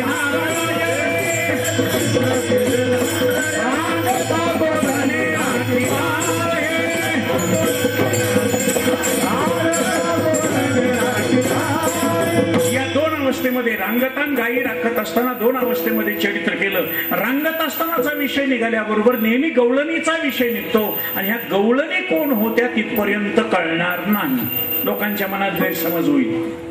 नामदेवरायानं बालक्रीडा सांगत असताना बोलणं बंद केलं. नामदेवराया ज्ञानोबरायाच्या अगोदर ज्यांनी अभंग लिहिले ते नामदेवराया बालक्रीडा सांगत असताना, भगवंत लिहित असताना, अनंत भट लिहित असताना लिखाण बंद केलं. म्हणले सांगा ना काय सांगू. म्हणले हे काही शब्द आहेत का. म्हणले काल हिचे घरी खादले थोडे लोणी, म्हणून हात असताना ठेवीत असे. आणि असा वाईट वागणारा, चावटपणा करणारा अशा कृष्णाचं चरित्र मी वर्णन करणार नाही. काय धरला पालो न सोडी माझा येणे, काय करिता या नंदाची आकाने. धरलेला पदर सोडित नाही असा आडवा येतो. भोगी गवळीयाच्या नारीन दही चोरी घरोघरी, हे कसं काय आम्ही त्याचं वर्णन करावं. भगवान म्हणून परमात्म्याला हसून सांगितलं, नामदेवा गोकुळामध्ये असलेल्या ज्या गवळणी आहेत त्या तुला हाडामांसाच्या स्त्रिया वाटल्या का. मग कोण होत्या. त्यावेळेस भगवंतानं गुण सांगितले. गोपिकांच्या वेशे प्रगटल्या ज्योती, तुझ्य हे तुझ प्रती सांगत असे, तुझ्य हे तुझ प्रती. गोपिकांच्या वेशे प्रगटल्या ज्योती, तुझ्य हे तुझ प्रती सांगत असे.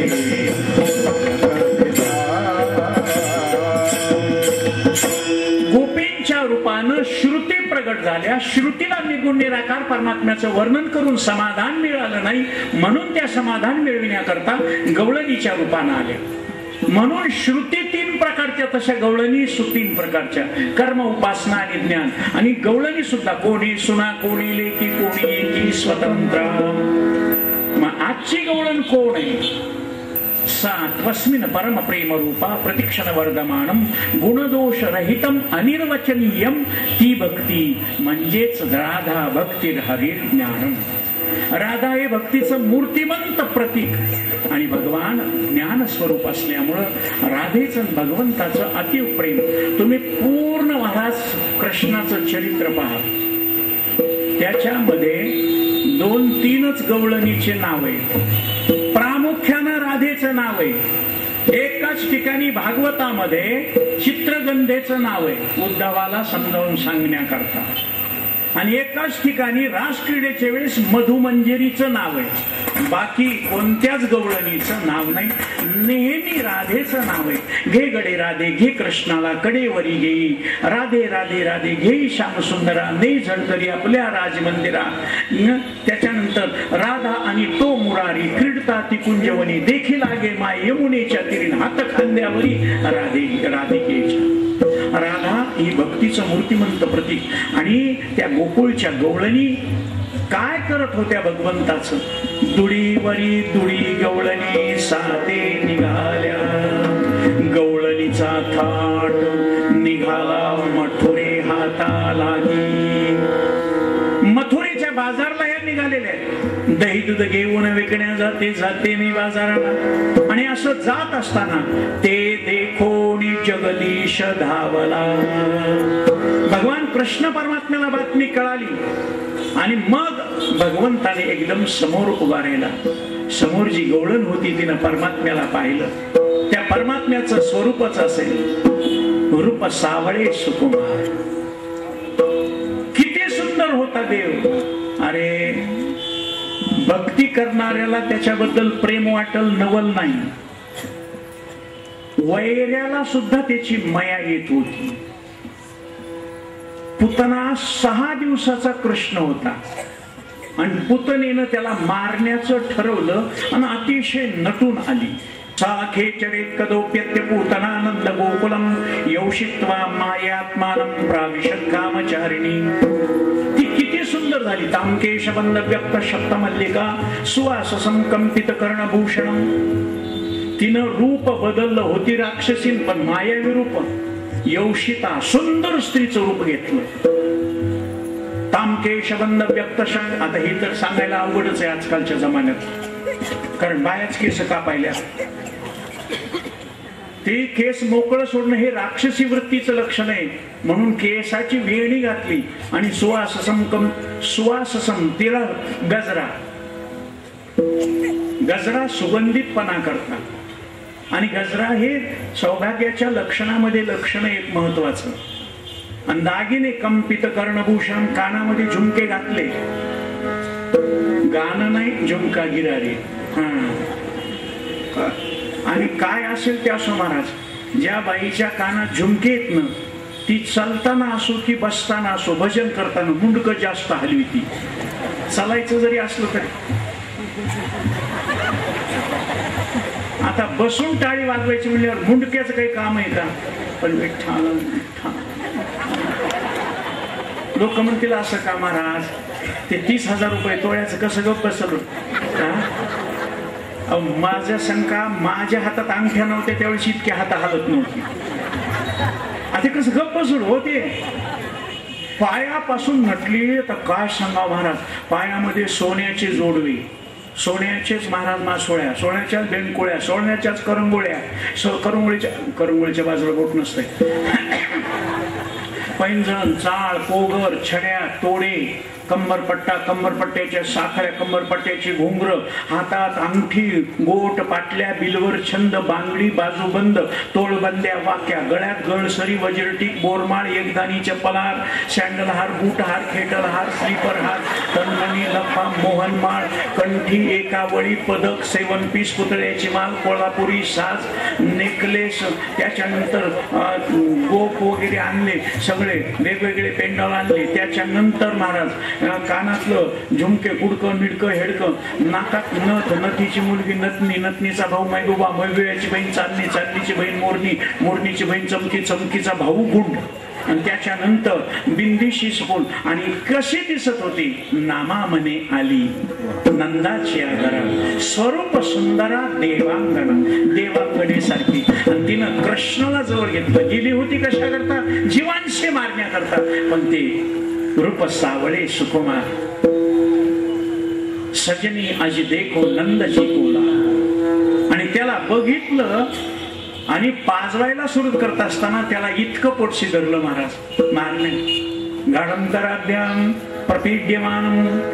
आणि असं आवडून धरलं. कृष्ण म्हणला तू मला मारित नाहीस तर मी तुला मारतो. कारण जीवो जीवस्य जीवनम. आपला जीव वाचविण्याकरता दुसऱ्याचा जीव मारलं तर काय हरकत नाही. म्हणून सोशियली पुतना, तिला सुद्धा मारावंसं वाटलं नाही. त्याचं सगुण स्वरूप बघितलं. इतका सुंदर परमात्मा.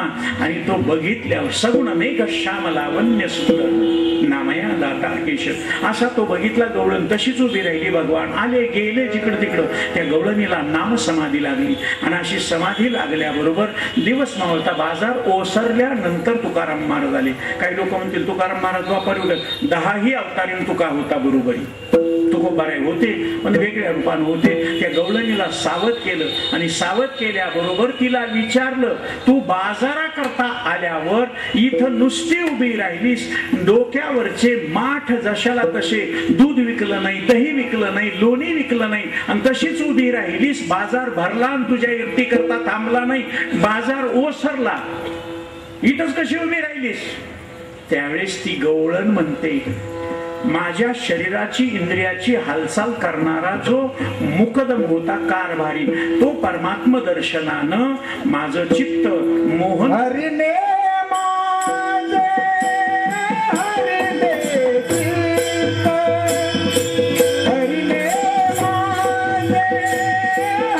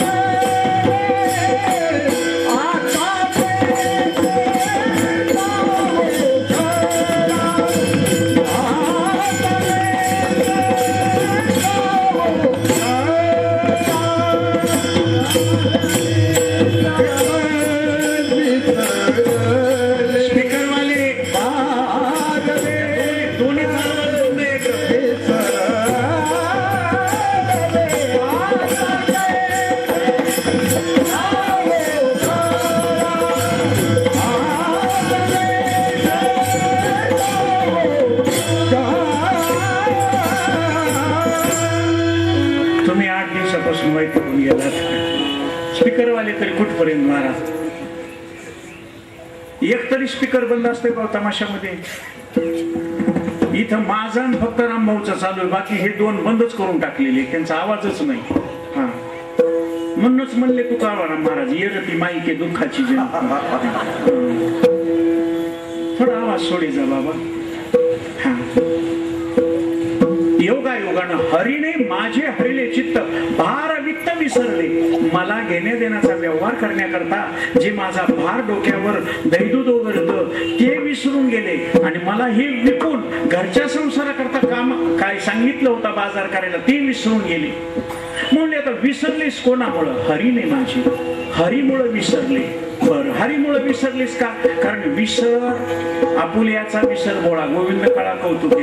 विसर माणसाला विनाकारण, गाढ झोपेमध्ये माणसाला विसर पडतो. पायाजवळ नाग आहे का उशाजवळ नटी बसली काही माहित नाही. हा गाढ झोप लागली ना, निद्रिताची आणि अंगेशी साप तैशी उर्वशी. झोपीतलं काही खरं नाही, विसर पडतो. चला, मनुष्य विसरण्याकरता धुंद झालेला मनुष्य सुद्धा विसरतो दारूच्या नादामध्ये. एक मनुष्य खूप दारू प्याला, काही सुधरलं त्याला. झिमझिम पाऊस चालू, विजा कडकड कडायल्यात आणि हा रस्त्यानं ओरडत नाही आला. आता लाईट गेलेली, घर कसं सापडल आपल्याला तो सुधरत नाही. उशीर तर झालाय, बायको घरी वाट बघत असेल, आता कुठं घर आहे? त्याच्यात महाराज त्याचं ओरडणं त्याचं ते झुलणं बघून कुत्रे लागले माग. अरे हे कुत्र्याला चोर आल्यावर गप्प बसते तर गावची माणसं ओळखू नका, ह्याची तर दाखवितो म्हणून सडकाच्या कडेला ते किलोमीटर लिहिलेला दगड पुरलेला असते ना, ती उचलू लागली. आता ते गाडलेला दगड कसा निघाल? ते काही दगड उचलून कमाला येतल्या सरकारची लोकांची. दगड बांधून ठेवले तर कुत्रे मोकळे ठेवले आणि माणसं अरे काय वागाव कसं सांगा, आमची फजिती तुम्हाला बघा वाटायली आणि कॅमेऱ्याने फोटो काढते. वीज कडकडली ना, वीज कडकली की तर फोटो काढल्यासारखं वाटायचं. आता हे असं का झालं विसरलं. महाराज, एक माणसानं ज्याचं दारूचं गुत्त होतं, परमिट रूम बिअर बार होता ना, त्याला फोन केला रात्रीच्या 2:30 वाजता. हॅलो मालक का? मालक? ते म्हणले हो. कोण बोलतंय? तुमचं बिअर बार दुकान कधी उघडणार आहे? ते म्हणला का कधी उघडणार आहे सांगा ना.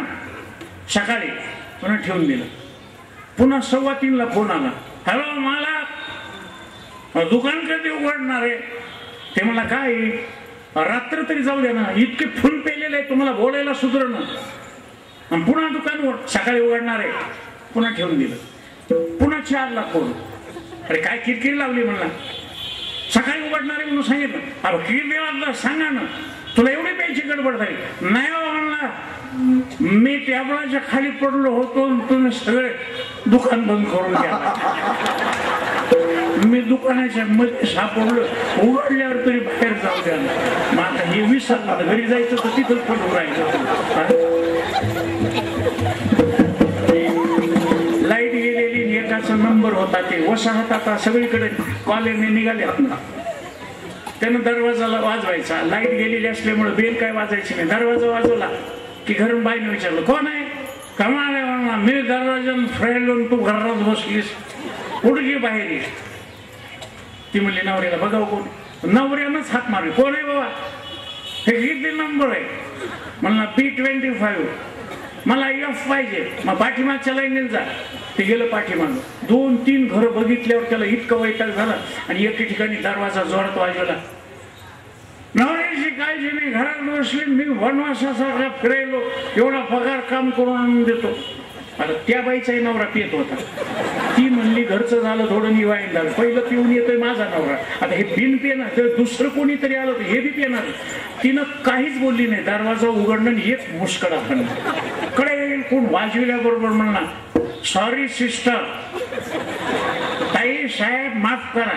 ती म्हणली एका ठेक्यातच माफ करा. कसं काय? आता कसं काय ओळखलं? नाही माझी बायको मारती पण चप्पल न हातानं मारलं म्हणजे माझी बायको नाही.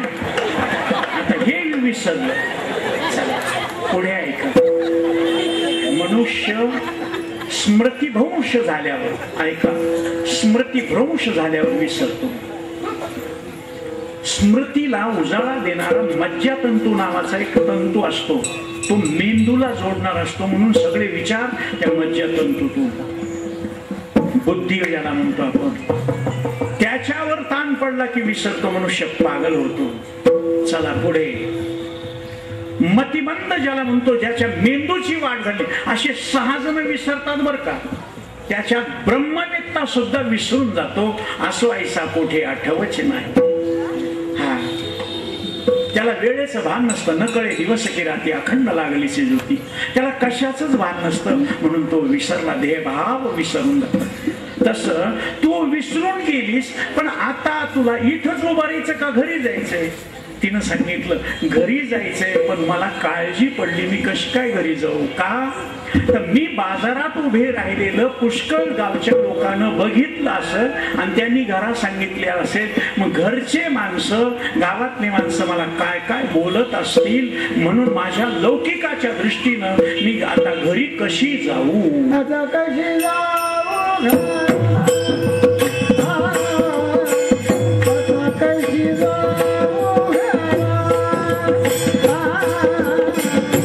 Oh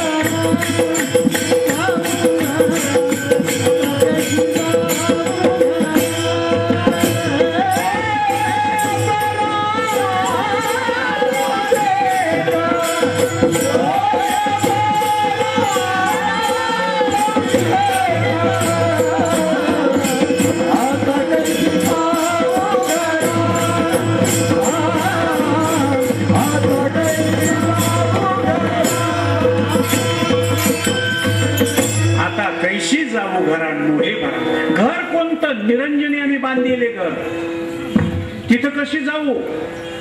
कारण आम्ही दही दूध विकण्याकरता, दूध म्हणजे क्रीम आणि दही म्हणजे प्रारब्ध संचित नावाचं लोणी विकण्याकरता आलो आम्ही. आणि ते न विकता जर आम्ही वापस जायला आम्हाला तोंड नाही, कारण कर्म शिल्लक राहिलं की वापस जाऊ शकत नाही. आता कैसी जाऊ घरा? नोहे बरा लौकिक. लौकिक म्हणजे लोक बोलणारे न. खरं सांग का, वाईटाला कोणी बोलत नाही, मला चांगल्यालाच बोलत राहते.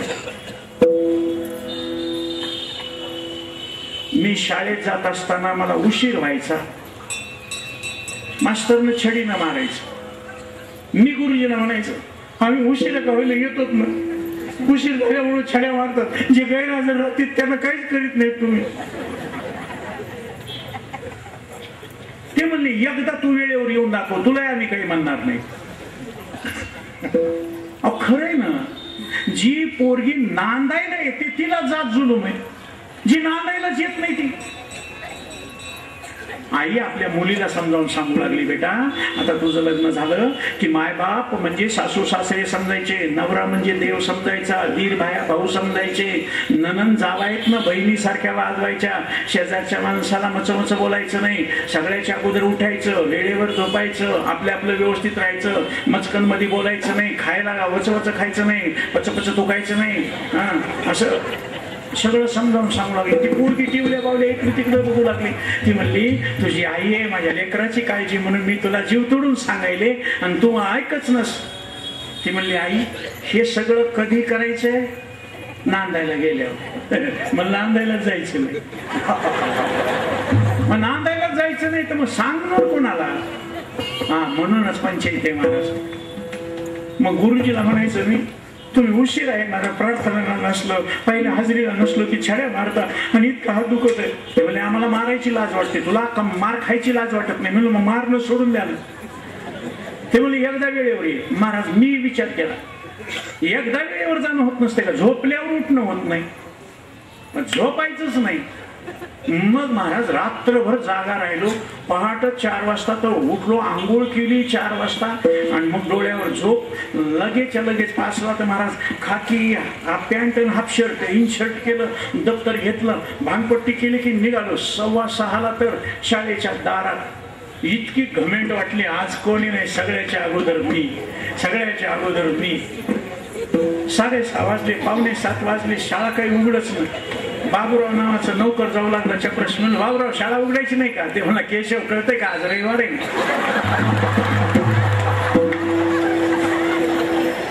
कशा करता सांगायला तुम्ही नुसतं दृष्टांताकडे बघू नका.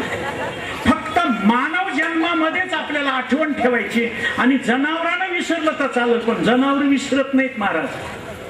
म्हणून गायी राखत असताना परमात्मा ज्या गायीचं वासरू असेल ते वासरू सोडल्याबरोबर आपल्या आपल्या गायीच्या काशेत जाऊन दूध पित होतो.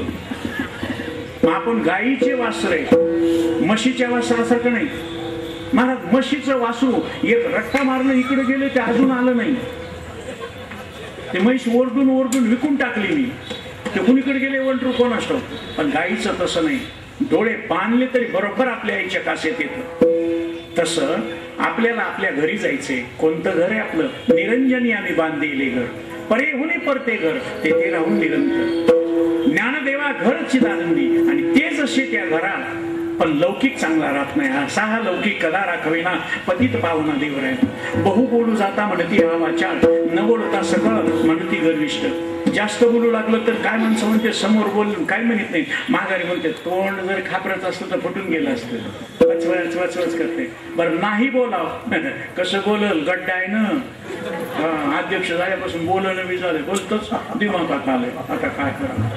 बरं दागदागिने कपडे ते छान चोक करायला गेलं ना, बस ऊपर से झटपक अंदर से बकपक. तर साधं राहायला दाखवलं, साधं राहायचं म्हणलं, कोणाला गटुडे ठेवायला मेल्यावर बोंबलायला आहे का कोणी? आता काय करत? चांगलं राहू देत नाही, वाईट राहू देत नाही. बर येता जाता मान ठेवा म्हणून ऐका रामभाऊ या जेवायला, म्हणले वाडा. 2दा-3दा या जेवायला म्हणलं, वाडा म्हणल्या बरोबर ऐका रामभाऊ. रामभाऊ जेवत असले तर बायकोला म्हणते तिथं बसा. बैठकीत बसा, या जेवायला म्हणतच नाही, कारण पुन्हा रोजच जेवते, येता जाता घर बुडविले, उंबऱ्याला साल ठेवली नाही म्हणते. बरं, शिक्षण झालं, नोकरी लागली आणि हातानं करून खायची पंचायत होऊ लागली म्हणते. म्हणला हातानं करून खायला पंचायत झाली, लग्न करावं वाटते. एवढे माणसं काय म्हणतो, आमच्या देखो चड्डी नेसत होतो, माजलं, मस्तीला आलं, लग्न करू जाता म्हणती हा मागला.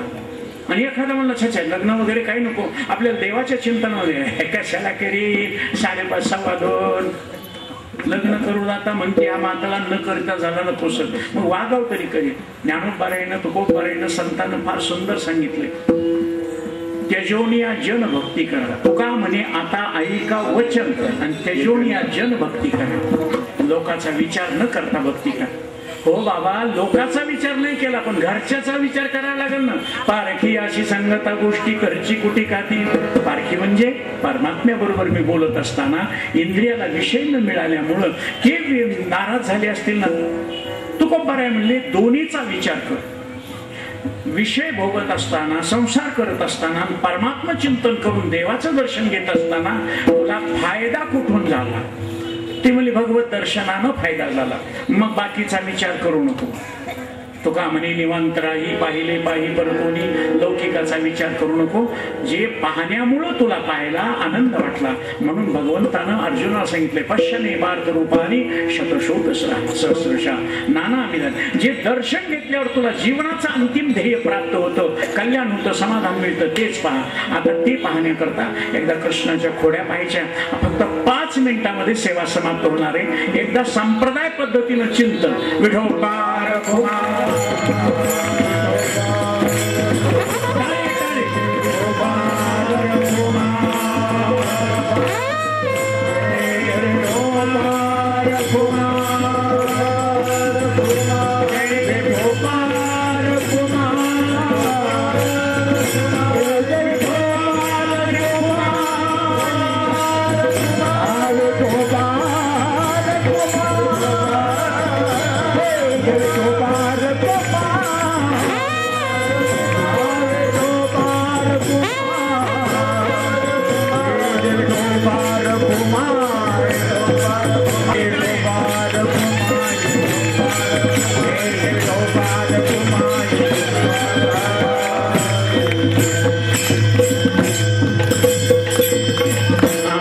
भविष्य जाणलं माझ्या कृष्ण परमात्म्यानं.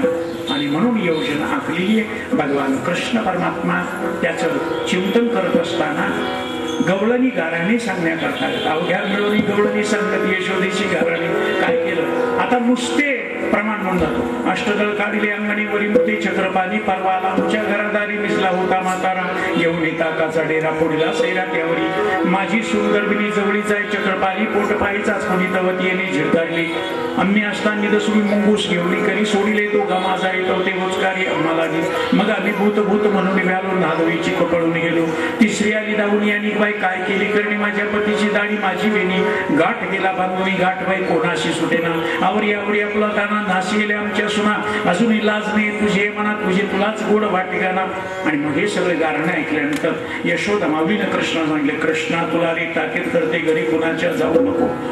आणि घरीच धिंगाणा करायला सुरुवात केला. डेरियात लोणी खादलेली गोरी पाहे तो गवळणी हाती लागे, हाती धरुणी काढला बाहेरी. आणि मग राग आला, सांगितलं उद्या तू इथं राहायचं नाही, उद्या जाईन मी राहणं सगळे घेऊन या गोदना मोठी साऱ्याचा मुकुट नाना प्रकारच्या शिंगानी वेटातली सगळं घेऊन भगवान बासरी बाजरी पुढे निघाला. आणि कृष्णाच्या पागा सगळ्या गायी निघाल्या. म्हणून उत्तर प्रदेशामध्ये गायी राखणाऱ्याला गोपाळ किंवा गोवळा म्हणतात. आपल्याकडे गायी राखणाऱ्याला काय म्हणतात बाबा? गो राखी.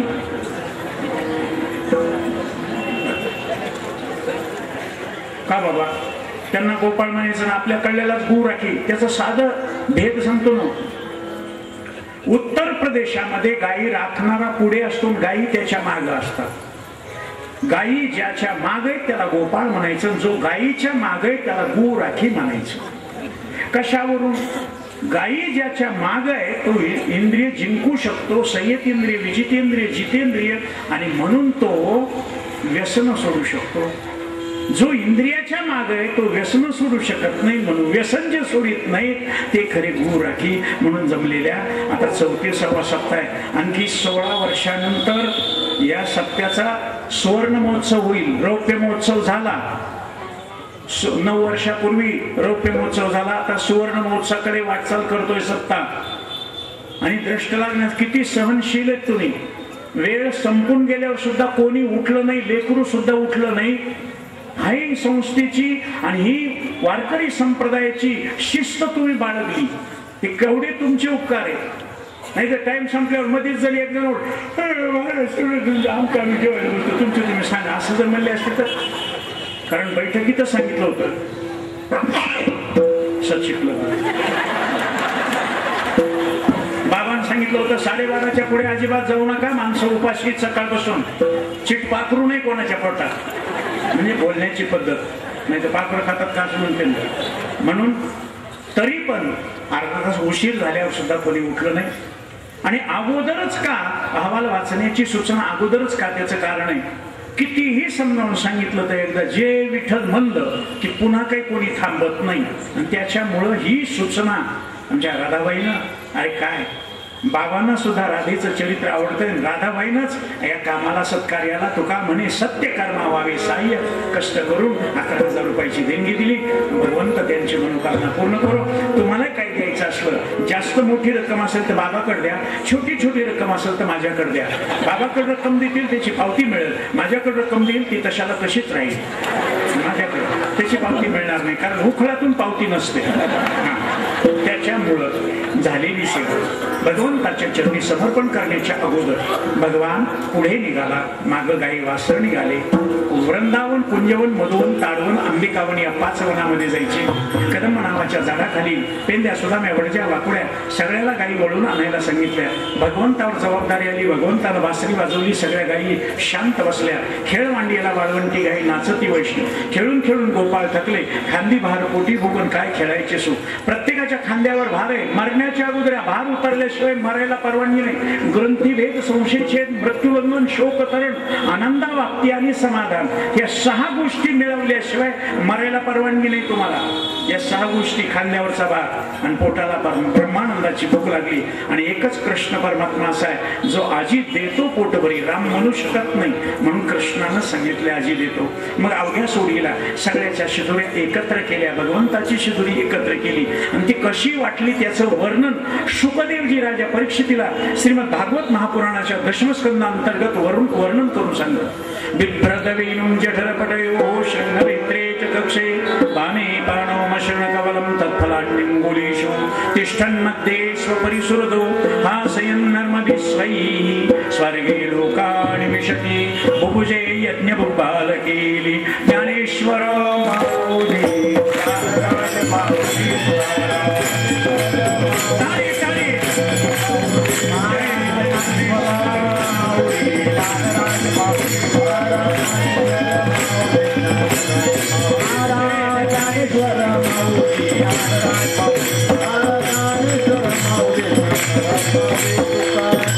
काला 3 प्रकारचा.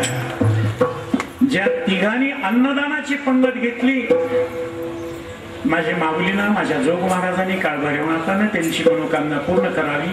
कारण अन्नदाना इतकं संतुष्ट होणारं दुसरं दान नाही. लेने को हरिनाम, देने को अन्नदान. तिघानं घेतली जबाबदारी. स्थूल देहा करता अन्नदान हा काला, काला खाऊ दही भात. सूक्ष्म देहा करता हरिनामाचा खिचडी काला आणि कारण देहा करता अभेदाचा काला. तो का म्हणे काला कोठे अभेद देखील. आणि 3 काले फक्त वारकरी संप्रदायात मिळतात. देवात नाही, खाली प्रतिलोकात नाही, दुसरीकडे कुठंच नाही. फक्त म्हणून ज्याला ज्याला पाहिजे ना हात वर करा बरं. केले का सगळ्यांनी हात वर? वा वा. आता फक्त 3 सेकंद तू कोपरायचं, भजन करायचं आणि लगेच महिला मंडळीनं इकडचा सत्यानाचा प्रसाद घेऊन शिरा खाऊन तिथं पंक्तीला बसायचं.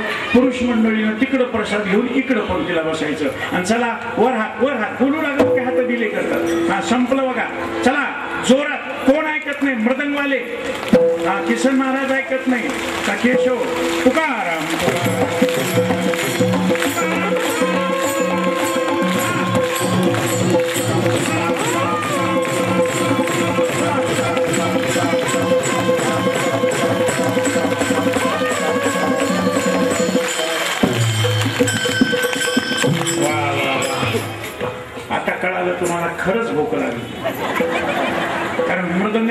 जेवायच्या अगोदर टाळ्या सुरू केल्या.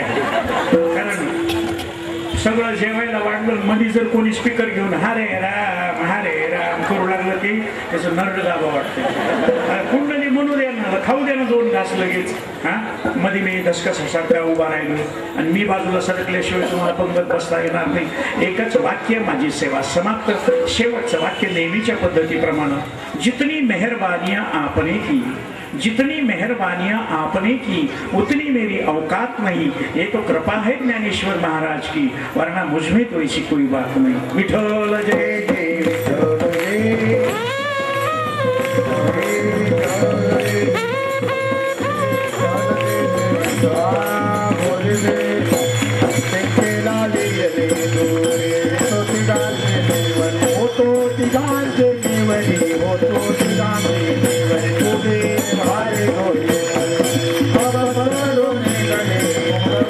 Oh